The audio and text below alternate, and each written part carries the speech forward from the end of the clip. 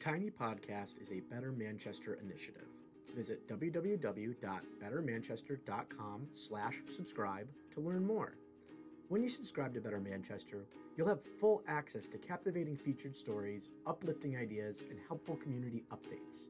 We hope you subscribe and join us in this next evolution of #BetterManchester. Connect on any device at any time to Better Manchester today. Better Manchester, connecting communities.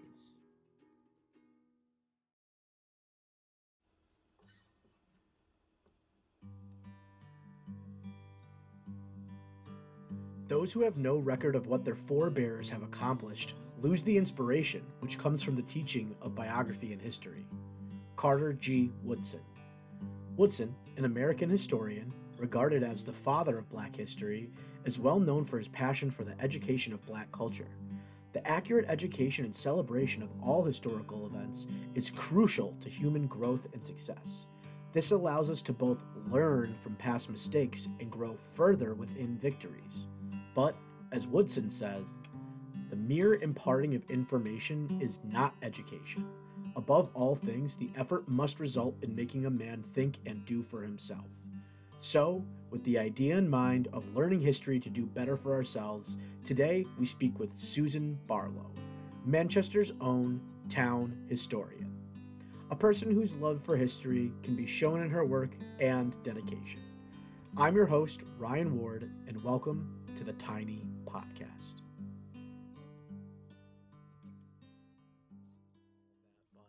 How long have you been working for Manchester? Well, the town historian is actually a privilege. Yeah. And it's not a paid position. Oh, okay. It's an honorary position. Oh, interesting. I didn't actually know that. Yes, and it's, does that disqualify me? No, for of the interview? I'm just checking. Of course Okay. not. No, Okay. no. No, it's perfect. Yeah. So, there has been a town historian for many years in Manchester. Bolton has one. Coventry has one. Okay. Each town can, according to state law, appoint a town historian. Oh, okay. But not every town does. And then every town kind of does its own thing. Its own. I personally like to do walking tours. Yeah. And I've done a lot of those. I have one coming up on September 17th. Oh, nice. In the Center Memorial Park. Okay. We're going to walk from the town hall to the Civil War Monument. Okay. And kind of recreate the dedication, the unveiling of the statue, which was unveiled on the 15th anniversary of the Battle of Antietam. So this, in effect, commemorates an unveiling that commemorates the Battle of Antietam. Wow, yeah. That's a great segue into to my first question. So how long, so even though, you mentioned it's an honorary title, how long have you held that honorary title approximately? Oh, about, I think, 5 or 6 years. Okay, yeah. Yeah, So and before that, I was kind of the assistant town historian because the town historian was mobility challenged, not able to go out and do walking tours and that sort of thing. So the privilege of being the town historian is that you can design programs and involve the community. Yeah. And it's really a pleasure. Yeah, I could tell. You sent me over the web designs or the newsletters, right? Yeah. Those were amazing. I mean, you sent me over 2 of them, and I mean, you had jigsaw puzzles of old pictures, trivia, information. I mean, that was all in a very digestible 1-page email. And so when did that start? Is that a more recent thing? That's more recent. I think that was about 2019. And what is that? What is it's the web series? What would you call it? Well, like Manchester Matters, we've been doing it every week since 2019. And you'd think we'd run out of trivia? No. Yeah. No. In fact, I sometimes get, somebody will say, hey, why don't you have a tavern, some particular tavern that's either there or not there. This is a really interesting part of Manchester that quite a few of the buildings have been repurposed. Oh, okay. So, for example, the old high school is now Bennett Apartments. Okay, wow. If you go downtown, that huge building downtown that's the Bennett Apartments used to be The high school. Okay. And if you go in there, you can still see the corridors. And, upstairs, the top floor was an auditorium. Oh, okay. So that's a very favorable thing for history, that instead of tearing a building down that's not being used, that you could repurpose it. This is a part of Manchester that was demolished. So tell me what I'm looking at here. You brought in a picture for us, for those who can't see at home. Yes, it's actually a panoramic picture, so you actually wouldn't be able to see this whole thing. Right, you know what I mean? It's like a circle. Right. But this is the old North End, also known as Depot Square. Okay. And where the main line of the railroad came through, that's what this is. Wow. All these buildings were demolished in the 1960s. That was a time in, well, not just Manchester, but throughout the country, where out with the old. We don't want all that old stuff. Let's build us some nice cinder block buildings. So if you go over to the CVS in the North End, that's where all this was. Wow, and okay. It's gone. Yeah. It was 1918. 1918. Wow. So. This is another great segue. You're the honorary town historian. So what pieces of town history are very important to you? What do you find most important? Well, I'll tell you a little story about that. Yeah. I grew up in the North End. Okay. And went to Whiten Library, which I just adore. I love that library. It's so beautiful. It's so, yeah. You know, the plaster ceilings and just all kinds of details in it. The fireplace, the paneling. Yeah. Anyway, when I was in elementary school, I hated history. So boring. This date, that battle, to me it wasn't at all interesting.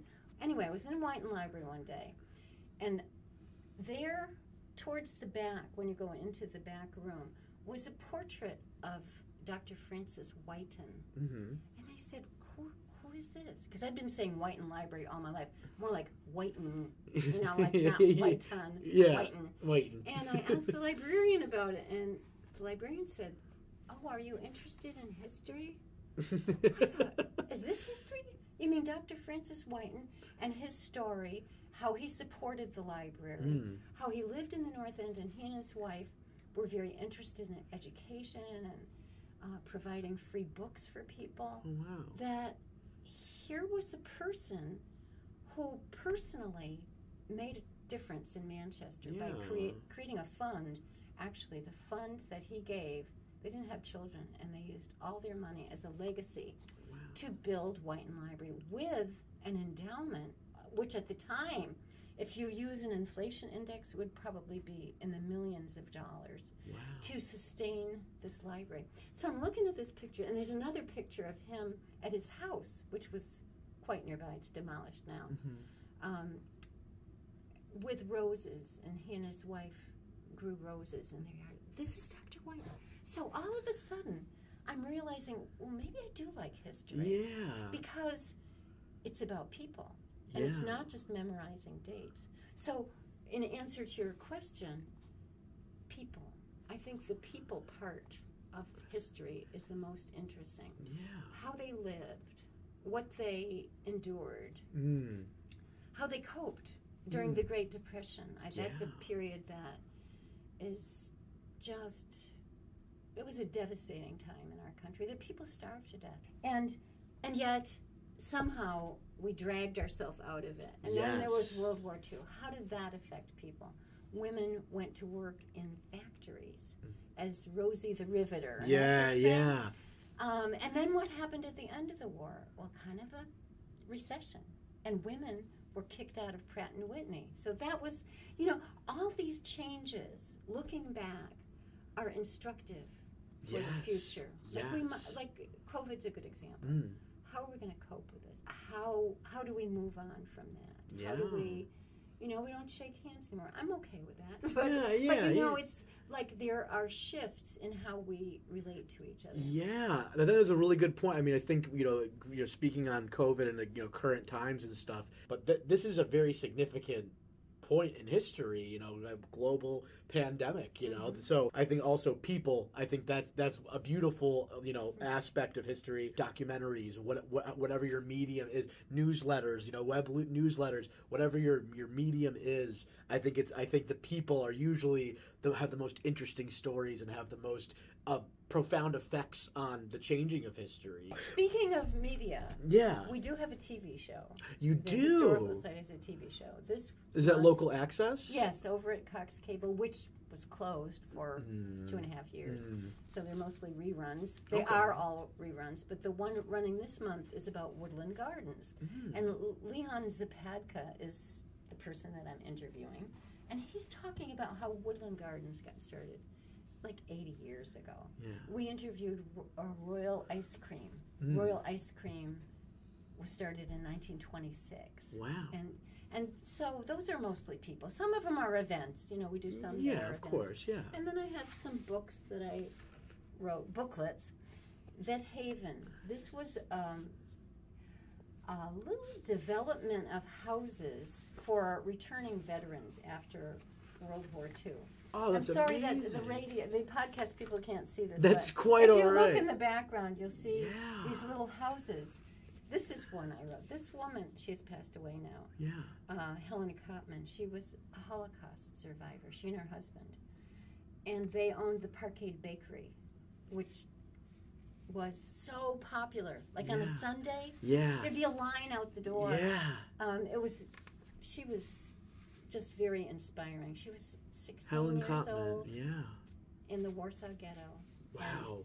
Was taken to Majdanek and then Auschwitz. Wow. Barely survived. And then came to Manchester. I think they came in through Canada. Wow. Anyway, her husband was going to be opening this bakery, and she said, bagels, rye bread, they're going to love it. And people were telling her, no, this is not in the 1950s. Americans don't know about dark bread, bagels. Turned out they love them. Yeah, of course. That was interesting. I'm one of them for sure. This one is about Miss Lowe. She was a teacher at Manchester High School.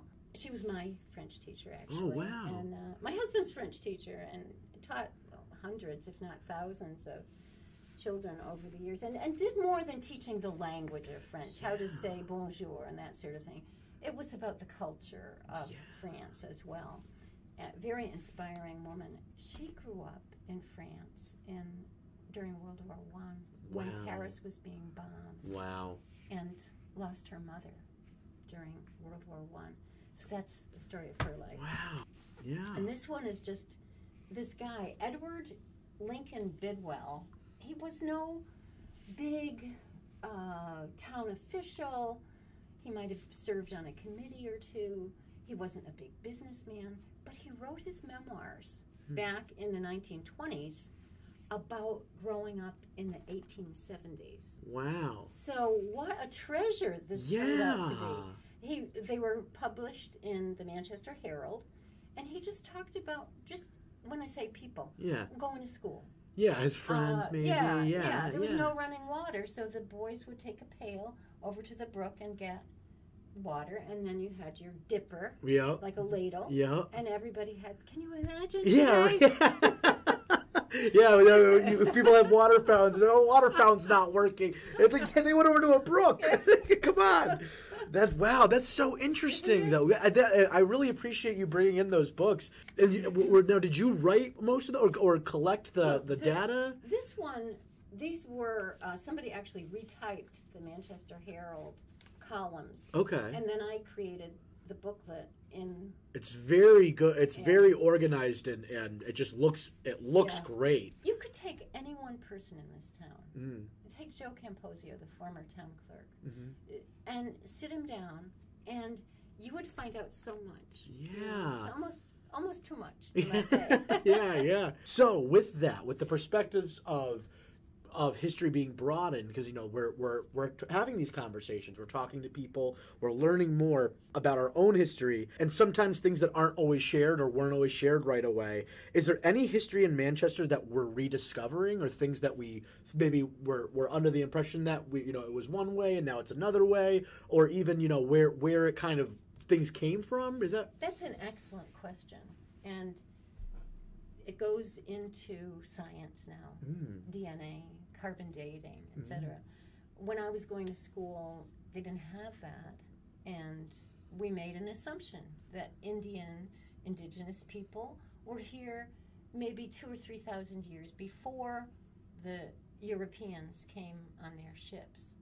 Now, we know they were here for 10,000, 12,000 years. And there's evidence, and now we can check that evidence. Yeah. This arrowhead, carbon dated, whatever, these bones, DNA. It's amazing how these ideas that we had, or, facts, if you will. Yeah. Now what we called facts. What we called facts we're now realizing they were not true. And I happen to be wearing my Abraham Lincoln quote T-shirt. History, I'll read it for... History is not history unless it is the truth. Yeah. That is beautiful. Yeah. I love that quote. But we made assumptions. If you go back into the 19th century, how did these, like Case Mountain, okay, you've been hiking over there. Of course. Metamorphic rock, right? Ledges that go 25 feet high. And yet, over by the mall, it's sandstone. Yeah. It's this porous sandstone. Is this the same town? Yeah. So you wonder, well, how is it that it could be so different on different sides of one town? We're talking 2.5 miles or 3 miles. Yeah. So going back to the 19th century, they really didn't understand about how geology, how geological events affected your landscape. We, over by Case Mountain, is the Eastern Ground Fault. They didn't know what the Eastern Ground Fault was. Right, yeah. And they didn't have any idea about plate tectonics. This was not until the 1960s. Yeah. This was a crackpot theory when it first came out. Yeah. Oh, what are you talking about? The continent, come on. But it turns out that this theory, now they can show that tectonic plates have affected Earth for millions of years. Yeah. Dinosaurs. We had dinosaurs in Manchester over at the mall where the sandstone, because, we had dinosaurs. We may have had dinosaurs elsewhere, but we have evidence of dinosaurs there. Yeah. And if you go back to the 19th century, when people believed that the world was created in a particular time and it was only 5,000 years old, you really couldn't have dinosaurs. Yeah. So they're seeing these bones and saying, well, maybe it was like a big horse or whatever. Now we look back and we say, it was a dinosaur. And now we have bones. Now we have out west, and we have, we have evidence. And so I guess you might say history is a moving target. Okay, yeah. And we don't even know. I think sometimes about people 100 years from now. Well, they look back at us and say, ha, ha, ha. Yeah. Oh, they were so silly. Yeah. They didn't understand about whatever. Things that they will take for granted 100 years from now. Yeah, so just with the advancement of technology and the continued growth of knowledge that we have as a community, as a historian, where would you suggest somebody look to for accurate information about history, the truth, that sort of deal? Well, the Manchester Historical Society website, manchesterhistory.org, there's a red rectangle that says sign up for free e-news. And if you sign up for that, it's only once a week, and you'll begin to see maybe a pattern of what you're interested in. Maybe you're more interested in parks. What were they doing at Mount Nebo back in 1920? If you read the e-newsletter, maybe you'll see, well, I'm kind of interested in this or interested in that. And then it'll usually have a link that you could go back and find more information. Okay. On the website, thanks to volunteers, not myself, and I didn't bring that particular book. It's the 1923 Speece and Bidwell History of Manchester. The entire book is online. Oh, wow. In the reprint section. This is another book. This one came out in 1973, roughly. The sesquicentennial, the 150th anniversary of Manchester. The Speece and Bidwell was the 100th, the centennial. Okay. But the whole thing was scanned And it's online, and you can read up on it. And he was very interested in the Indians, by the way, Matthias Spies. So the beginning of that book about the history of Manchester goes back to the indigenous people who lived here before the colonists. Yeah. In the 1600s, yeah. Manchester began to be settled. It didn't become its own town until 1823. Okay. That's why next year we're celebrating the 200th anniversary. I know. It's very exciting. I'm very excited to be part of the town, working for the town during a time like that. I'm going to talk one more thing about... Yeah, of course. I brought this book by William E. Buckley, this history of Manchester, and he was an educator. He taught in Hartford, and he wrote a couple books. But he was not 100% accurate. Now, whether this is 1970s, he didn't have a computer or a word processor. Maybe he was writing on yellow legal pads with a pencil, and whoever transcribed it maybe got it a little bit mixed up. But here, he's talking about how Manchester changed as immigrants came in. When the Cheney brothers started to boom, and the Union cotton mills began to boom, you needed huge numbers of people and immigration at this time. People were coming from Europe, etc. Okay, here it is. In the late 1840s and early 1850s, a blight killed the potato plants in Ireland. The next year, the disease struck again. Potatoes were the main element in the diet of the Irish, and famine conditions prevailed in most of the country. Hundreds of people died of disease or actual starvation. No, 1 million people died in Ireland. Wow, yeah. And 1 million people emigrated out of Ireland. So where did he get hundreds of people died? Yeah. So then I'm thinking he was writing out and somebody typed it wrong, or nobody caught that. Yeah. 15% of Ireland's population died. Yeah. During the... Yeah, hundreds is a handful comparatively. Yeah. They didn't entirely understand what was causing. Of course, yeah. Today we can go back and look at the fungus and we... Right, et cetera. yeah. So you're right to say that when people are looking for accurate information or they're looking for facts, it isn't always apparent where you're going to get the best facts. So as far as accuracy, you don't just look at one. You don't just look at the Herald for that particular day. Maybe you look in the next day's Herald where it has, correction. Yeah. We really meant to say. You can read the Hartford Courant online. This goes back to 1762. And, you can search by keywords and you can find a lot of information there. And, a lot of it is accurate. There's a good example with gravestones. So going back a long time, times when you didn't have a lot of money and your parent died and you wanted to erect a stone, but you didn't have the money just then. And so you'd put the stone up 3 years later. And instead of saying they were born on July 20th, what year were they? I think it was July 18th, wasn't it? So gravestones might not be 100% accurate. You'd think they'd be. Right, but there again, check genealogical records. Check, like the town records may have the birth certificate. And so you really should check 3 places. So speaking of the re-examining of history, is there anything in our community in Manchester, a place, people, things, what is being re-examined within our community? Well, that's a wonderful question. Do you know the cabin at Case Mountain? I'm somewhat familiar with it. So there was a plan by the town to demolish that cabin and create a platform. That is a unique structure, an Adirondack-style cabin, a summer home.